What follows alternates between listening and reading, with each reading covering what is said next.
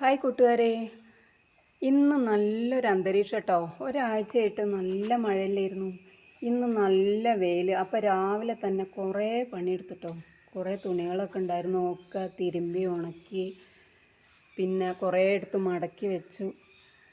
അതൊക്കെ കണ്ട് അതിൻ്റെ ശേഷം ഞാൻ പറമ്പിലേക്കൊന്നും അങ്ങോട്ട് ഇറങ്ങിയിട്ടേ ഒരു വാഴ വീണിട്ട് ഒരു മാസത്തോളമായിരുന്നു കേട്ടോ. അങ്ങനെ കിടക്കുന്നു. വാഴ എന്ന് വെച്ചാൽ നിസാര വാഴയല്ല, റോബസ്റ്റ് വാഴയാണ്. അങ്ങനെ റോബസ്റ്റ് വാഴ അങ്ങോട്ട് വീണ് കിടന്നിട്ട് അത് കണ്ടിട്ട് ഭയങ്കര സങ്കടം. ഞാൻ എന്നാ അപ്പോൾ ഇതൊന്ന് നേരെ ഒന്ന് കുഴിച്ചിടാൻ പറ്റുമെന്ന് വിചാരിച്ച് ഇങ്ങനെ നടക്കായിരുന്നു. അങ്ങനെ ഇന്നത്തെ ഒരു ദിവസം, നല്ലൊരു ദിവസം, ഞാൻ എന്ത് പണിതറിയോ, ആ വീണ വാഴേനെ ഇലയൊക്കെ വെട്ടി ആഞ്ഞ് നല്ല ഒരൊറ്റ തടിയാക്കി നിർത്തിയിട്ട് കയറിട്ടിട്ട് ഒരു മരത്തിന് പിടിച്ച് കെട്ടി ആ വാഴ പറിച്ച് നട്ടപ്പോൾ അതിൻ്റെ കൂടെ ഒരു കുട്ടിയും കൂടി ഉണ്ട്. വീണിട്ടൊരു കുട്ടി മുളച്ചിരുന്നു. അങ്ങനെ വാഴ പറിച്ച് കുഴിയൊക്കെ എടുത്ത് നട്ടു. അത് കണ്ടപ്പോൾ എനിക്കൊരു സന്തോഷമായി.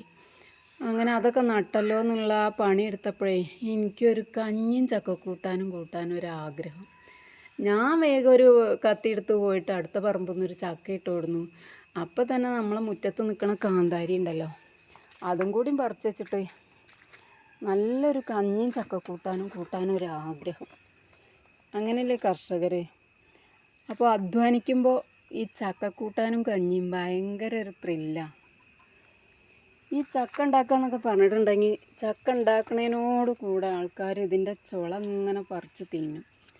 ചക്ക ഇങ്ങനെ മുറത്തിലേക്ക് അരിഞ്ഞിടുന്നതിൻ്റെ ഒപ്പം ചുള തിന്നിട്ട് പകുതി പച്ച ചക്ക വയറ്റിലായിട്ടുണ്ടാവും.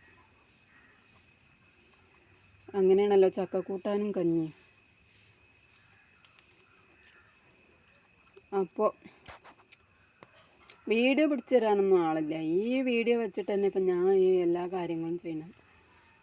ഉണ്ടാക്കാനും ഞാൻ തന്നെ, വീഡിയോ എടുക്കാനും ഞാൻ തന്നെ.